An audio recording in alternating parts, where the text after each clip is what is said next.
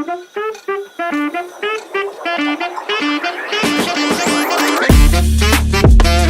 Krishna, welcome to channel the bay of law. तो इस video में मैं अपनी स्ट्रेटजी बताने वाली हूँ that how I cleared my UGC NET exam in first attempt. तो जो मेरा सब्जेक्ट था वो लॉ है। ओके मैं बताऊँ पहले, वरना कन्फ्यूजन रहता है कौन सा सब्जेक्ट था। तो मेरा जो यूजीसी नेट का एग्ज़ाम था वो लॉ से था। तो जो मैंने एग्ज़ाम दिया, जो मतलब मेरा अटेम्प्ट था वो जून 2025 वाला था। उस समय मतलब मैं एलएलएम कर रही थी, तो हमें डिसर्टेशन देना होता है। मैं दिल्ली यूनिवर्सिटी से मैंने अपना एलएलएम किया, तो उस समय हमारे जो कॉलेज में था, यूनिवर्सिटी में अपना डिसर्टेशन देना होता है। तो मेरा जो ज़्यादा टाइम था वो डिसर्टेशन पे गया। तो ज़रूरी नहीं होता ऐसा कि सबको डिसर्टेशन पे ज़्यादा टाइम देना हो, तो वो एक अलग स्टोरी है। लेकिन मैं अपने टॉपिक को लेके एक्साइटेड थी, I was enthusiastic about it. तो मेरा ज़्यादातर जो टाइम था डिसर्टेशन पे गया, और भी मेरी कमिटमेंट्स थी। तो मेरे को जो है नेट का एग्ज़ाम में पढ़ना पहले से चाहती थी, लेकिन किसी ना किसी रीज़न की वजह से वो नहीं हो पा रहा था। मैंने जो प्रिपरेशन है वो सिर्फ लास्ट के 25 डेज़ में करी। और मैं झूठ नहीं बोल रही हूँ, मैं सही में सच बोल रही हूँ। तो लास्ट 25 डेज़ में मैंने प्रिपरेशन किस तरीके से करी, जो भी प्रीवियस ईयर क्वेश्चंस थे, बुक्स होती हैं जैसे गाइड बुक्स आपको मिल जाएंगी, बहुत सारी हैं। सिंगल्स की होती है अमलानी का बोरा, आर गुप्ता। सिंगल्स और अमलानी का बोरा, इसमें क्या रहता है कि सब्जेक्ट वाइज जो रहता है, प्रीवियस ईयर क्वेश्चन सेग्रीगेटेड रहता है, अलग अलग रहता है। डायरेक्ट क्वेश्चन पेपर लेके सॉल्व करते हैं तो वो नहीं होता है। लेकिन मैंने कैसे क्वेश्चन पेपर सॉल्व किया, मेरे पास सिंगल्स की बुक थी। लेकिन सिंगल्स के रिगार्डिंग बहुत लोग का ऐसा कहना है कि उसमें जो आंसर्स जो मार्क रहते हैं वो गलत रहते हैं। तो हाँ, ऐसा है, कुछ गलत भी रहते हैं, लेकिन वो हमें पता रहता है, सारे ही नहीं गलत रहते। वरना और भी बुक है लाइक अमलानी का बोरा, तो आप लोग देख सकते हैं। तो मैंने वो बुक मेरे पास पर सिंगल्स की थी। तो सिंगल्स की जो बुक थी उसमें क्या था कि सब्जेक्ट वाइज उन्होंने कॉन्स्टिट्यूशन का अलग, जूरिस्प्रूडेंस का अलग और कॉन्ट्रैक्ट का अलग, ऐसे ऐसे करके उन लोगों ने क्वेश्चंस दे रखे थे।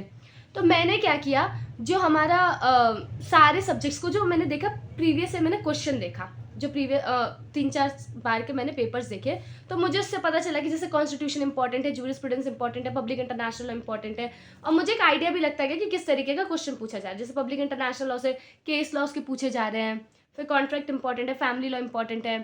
तो ऐसे करके मुझे सब्जेक्ट्स पता चले कि कौन सा कैसे इंपॉर्टेंट है। तो 10 यूनिट है, तो मैंने क्या किया कि पहले बांट लिया कि मैं कौन से सब्जेक्ट का पहले पीवाईक्यू सॉल्व करूंगी, क्योंकि मेरे पास पढ़ने का टाइम नहीं था। ऑनेस्टली बोलूँ, लास्ट के 20-25 दिन में कौन ही पढ़ेगा। मैंने एक बुक खरीदी थी, तो बुक मेरे पास थी, तो मैं कहूँगी कि मैंने सॉल्व कर लिया, मतलब मैंने पीवाईक्यू सॉल्व कर लिए।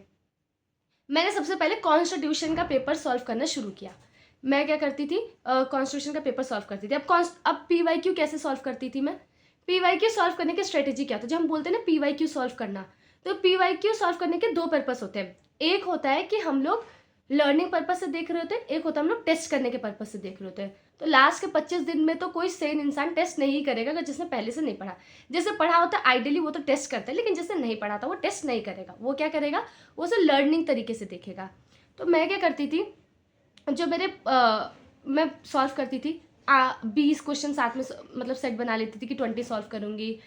मतलब मेरा टेंशन स्पैन, मुझे पर्सनली फील होता है, थोड़ा कम है। मैं एक साथ 50 बैठ के नहीं कर पाऊंगी ना। तो अब जैसा जिसका वो है, 20 सेट बनाती गई, फिर उसमें जो गलत होता गया मैं उसे सर्कल करती गई और देखती थी किसका क्या आंसर है। मतलब या उससे मैं कंसेप्ट को रिवाइज करती थी, और उससे मुझे जो मिलता जुलता लगता था मैं उसे भी रिवाइज कर लेती थी। तो मैंने पढ़ा, लेकिन मेरे पढ़ने का टेक्निक क्या था, क्वेश्चन आंसर के थ्रू मैं पढ़ रही थी। तो इससे मुझे ये भी होता, मुझे आइडिया भी लग रहा है कि किस तरीके का क्वेश्चन आएगा। और ये पेपर ऐसा है कि मतलब पैटर्न सेम ही रहता है, तो इसके पीवाईक्यू सॉल्व करना बहुत हेल्पफुल रहता है। किसी भी मेजॉरिटी एग्जाम्स के लिए उसका पीवाईक्यू बहुत हेल्पफुल रहता है। तो मुझे मतलब मेरा कंसेप्ट भी रिवाइज हो रहा था, और दूसरी तरफ ये था कि ये मतलब मेरा रिवीजन भी हो रहा था थोड़ा थोड़ा, कि अच्छा मुझे आता है नहीं आता, या और दिमाग ज़्यादा अच्छे से काम कर रहा था। अगर मैं सिर्फ नोट्स रिवाइज करती ना, तो मुझे पता ही नहीं रहता मुझे क्या आता है क्या नहीं आता, मैं सब पढ़ती चली जाती। किसी चीज़ को, मतलब चीज़ें हैं ना कि उस समय कुछ टॉपिक को ज़्यादा समझ चाहिए, किसी को कम समझ चाहिए। अगर मैं ऐसे पढ़ने लग जाती तो वो नहीं हो पाता। तो फिर मैंने क्या किया कि पहले कॉन्स्टिट्यूशन का किया, फिर मैंने जूरिस्प्रूडेंस का किया। तो जो प्रायोरिटी वाइज जो सब्जेक्ट्स थे मैंने उनको मतलब बांट लिया था कि पहले ये करूँगी, दूसरे नंबर पे, तीसरे नंबर पे। और लेकिन 20 से 25 दिन, अगर मेरे से कोई जेन्युइनली पूछेगा कि मेरा क्या शेड्यूल रहता था, मैं ऑनेस्टली बोलूँ कोई शेड्यूल नहीं रहता था। मैं 25 दिन प्रॉपरली डेडिकेटेड थी कि जो है मैं सिर्फ और सिर्फ पीवाईक्यू सॉल्व करूँगी, मैं कुछ नहीं करती थी। यूट्यूब की हाँ 1-2 वीडियोस बना देती थी, और बाकी उसके अलावा जो मेरा था, मैं बस सॉल्व ही करती रहती थी क्वेश्चंस 20-25 दिन। मतलब मैंने पूरी अपनी बुक जो 20-25 दिन के अंदर थी, जो सिंगल्स की इतनी मोटी बुक होती है, मैं पूरी सॉल्व करती थी। ये मेरा स्ट्रेटेजी था। अब ये एक और सवाल आता है, बहुत सारे क्वेश्चंस हैं कि क्या 20-25 दिन में अगर हम लोग पीवाईक्यू सॉल्व करेंगे तो हो जाएगा? जैसे अभी तो नेट के एग्ज़ाम में समय है, तो मैं एक चीज़ बताऊंगी कि मेरा जो कंसेप्ट था ना, बहुत, मैं ये तो नहीं बोलूँगी कि पूरा ही एकदम ही क्लियर है, लेकिन मेरे को कंसेप्ट क्लैरिटी थी। मेरे को थोड़ा रिवीजन नीडेड था उस पॉइंट पे, क्योंकि मैं ऑलरेडी वीडियोस बनाती हूँ और ऑलरेडी मैं सब्जेक्ट के साथ टच में थी। एक मेरे पास फैक्टर ये था, है ना। तो अगर किसी का बेस एकदम ही नहीं क्लियर और 20-25 दिन में सिर्फ वो पीवाईक्यूज करे तो थोड़ा मुश्किल हो सकता है। लेकिन कुछ नहीं करने से बेहतर, या फिर स्क्रैच से आप रिवीजन शुरू करो, उससे बेहतर है कि आप पीवाईक्यूज सॉल्व करो। लेकिन सॉल्व करने की स्ट्रेटेजी है, आप देखो आपको आता है कि नहीं आता है। अगर नहीं आता है तो ढूंढो, पढ़ो उस टॉपिक को, डायरेक्ट से पढ़ो। अगला क्वेश्चन ये आता है कि मैंने पार्ट 1 के लिए क्या किया था। मैं ऑनेस्टली बताऊँ, मैंने पार्ट 1 नहीं किया था। मेरा जो अच्छे नंबर थे, I scored good in part 2। Part 1 में मतलब बहुत ही बेसिक सा स्कोर किया था, मतलब उसमें पार्ट 1 में मेरे अच्छे नंबर नहीं थे, बट मेरा पार्ट 2 में स्कोर वॉज गुड, तो उसी की वजह से मेरा नेट हुआ। तो पार्ट 1 मैंने क्यों नहीं किया था? 20 से 25 दिन रह रहे थे और उसमें कुछ सब्जेक्ट ऐसे like research aptitude, teaching aptitude, ये आपने मतलब पढ़ा हुआ होना चाहिए, ऐसे ही ईजिली आंसर नहीं कर सकते हैं। और रही बात मैथ्स और डीआई, जिनका साइंस बैकग्राउंड है, आई मीन जिन्होंने मैथ्स वगैरह पढ़ा है, उनके लिए थोड़ा इजी है, जिनका मैथ्स वगैरह थोड़ा ठीक है। लेकिन जिन्होंने बहुत समय से छोड़ रखा है, लाइक मैंने तो 7 साल से छोड़ ही रखा है ना, मैथ्स कहाँ ही करते हैं, तो इतने समय से मैथ्स वगैरह छोड़ रखा है, तो अगर मैं उसे करती भी ना, मेरे दिमाग से, तो मैं सच बताऊँ तो मेरे दिमाग से जा ही चुका था पूरा। इतने हार्ड क्वेश्चन नहीं है, मैं ये एडमिट करती हूँ कि जो सब्जेक्ट्स हैं वो मतलब जैसे लेवल होता है वो बहुत हार्ड लेवल नहीं है, या कुछ बहुत तगड़ा ही आपसे नहीं पूछा जाता, एकदम स्कूल लेवल का पूछा जाता है। तो उसमें मुझे पता था कि अगर मैं सीख भी लूँगी ना, तो मैं सॉल्व करने में, मैं एग्जाम में पैनिक करने लग जाऊँगी, क्योंकि मेरे को ज़्यादा समझ है पार्ट 2 को देना, क्योंकि पार्ट 2 में भी कुछ क्वेश्चन ऐसे सॉल्व करने हैं जैसे ऑप्शंस एलिमिनेट करने हैं। ऐसा थोड़ी कि सब आता ही और हम फटफट टिक कर देंगे, उसमें गेस भी करना होता है, एक तो नेगेटिव मार्किंग नहीं होती, तो सब सारे ही क्वेश्चन अटेंड करते हैं। तो मुझे पता था कि अगर आएगा भी तो मैं इसको ज़्यादा समय दे नहीं पाऊँगी, मैं इतना पैनिक करूँगी कि मैं, मतलब अपना सिचुएशन मुझे पता था, तो मैंने पार्ट 1 छोड़ दिया था।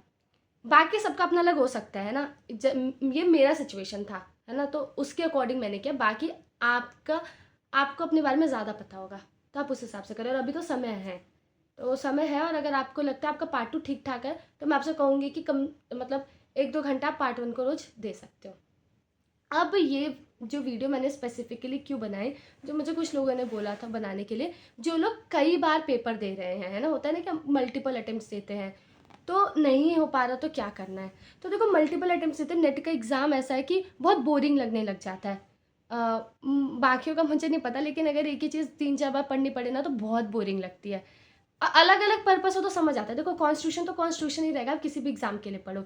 लेकिन अगर एक ही एग्जाम के लिए हम पढ़ रहे हैं ना, एक ही मतलब पैटर्न है, वो तो थोड़ा बोरिंग लगता है।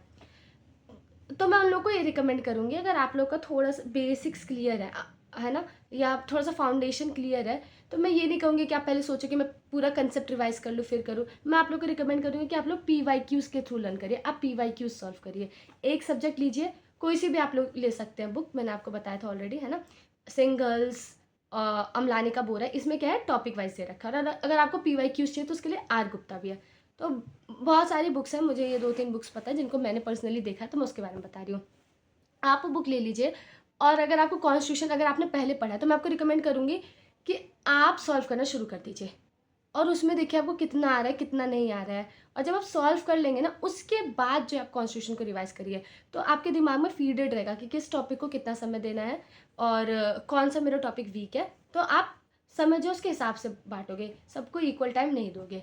तो जब मतलब बहुत परेशान होने की ज़रूरत है, थोड़ा सा स्ट्रेटेजी बदलने की ज़रूरत है, क्योंकि बहुत बोरियत होती है। और पता है, हमारा माइंड ऐसे काम करता है, अगर आप लोग डोपामिन और ये सब आप लोग को पता हो, तो मतलब हमें कुछ सेटिस्फेक्शन मिलता ही नहीं, ऐसा लगता नहीं है कि हमने कुछ अलग किया है, डोपामिन हिट नहीं होता ना। तो इसी वजह से क्या है कि आप उसे थोड़ा सा पैटर्न बदल के देखिए, मतलब पीवाईक्यू सॉल्व करिए, किसी भी सब्जेक्ट से शुरू करिए, इंपॉर्टेंट सब्जेक्ट से मे भी पहले शुरू करिए, तो आपके लिए बेनिफिशियल होगा। बाकी अभी तो पेपर में टाइम है ना, नेट के पेपर में टाइम है। मैं आप क्या करूँगी, जितना मैंने पेपर ऑब्जर्व किया और आप लोगों ने भी अगर पीवाईक्यू देखा हो, तो इसमें इंडेक्स बेस्ड क्वेश्चन तो बहुत है, है ना, इंडेक्स बेस्ड जो आपने डायरेक्टली बेरेट पढ़ा होगा, बेरेट के थ्रू आंसर कर सकते हैं। और केस लॉज, ये सारी चीज़ें, मतलब ये है कि वो जो पैटर्न है वो सेम है, लेकिन ये क्या हो रहा है कि किस सब्जेक्ट से ज़्यादा पूछ ले रहे हैं, कम पूछ ले रहे हैं। जैसे कंपेरेटिव पब्लिक लॉ से क्वेश्चन ज़्यादा आ रहा है।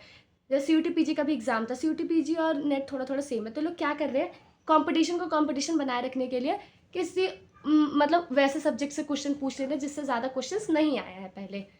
तो मैं आप लोगों को ये बोलूँगी कि आप कोई भी अगर आप PYQs कर रहे हैं तो मैं आपको बोलूँगी आप कोई सा भी सब्जेक्ट मत छोड़ना, क्योंकि अभी समय है। मैं तब तक के लिए क्या करूँगी, आप लोग के लिए एग्ज़ाम के जो पैटर्न है उसको ध्यान में रखते हुए वन शॉट्स बनाने की कोशिश करूँगी। सारे सब्जेक्ट की जो भी माइनर है, जितना बन पाए वन शॉट बनाने की कोशिश करूँगी। प्रीवियस ईयर क्वेश्चन सॉल्व करवाने की कोशिश करूँगी। और बाकी यही 2 चीज़ें। और अगर आपको लगता है मेरे से कुछ हेल्प हो सकती है, आपको मेरे से कुछ पूछना हो, तो आई एम देयर, ठीक है। आप मेरे को मैसेज कर सकते हैं, आप मेरे को इंस्टा पे DM कर सकते हैं। I will try my best to help you, ठीक है। So this is for video. अगर मैं कुछ डिटेल मिस कर रही हूँ, आपको कुछ और जानना हो, तो आप बता देना कमेंट बॉक्स में, I will share it with you. Thank you for watching this video. Hare Krishna. Video तो एंड हो चुकी है, पर आप हमसे कनेक्ट कर सकते हैं हमारे इंस्टा ID पे, लिंक डिस्क्रिप्शन में दिया गया है। और ऐसी और वीडियोस देखने के लिए हमें सब्सक्राइब करें। हरे कृष्णा।